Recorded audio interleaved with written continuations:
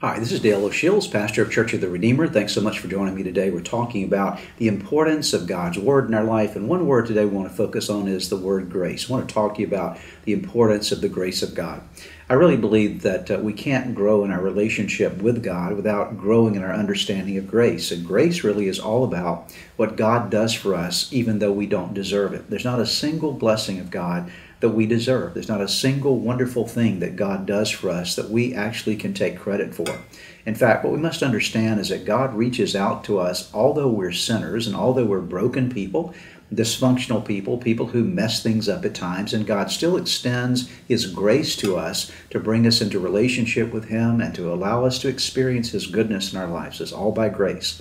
The Apostle Paul writes about this in Ephesians chapter 2, verses 8 and 9. He says, "For it is by grace you have been saved through faith, and this is not from yourselves. It is the gift of God, not by works, so that no one can boast."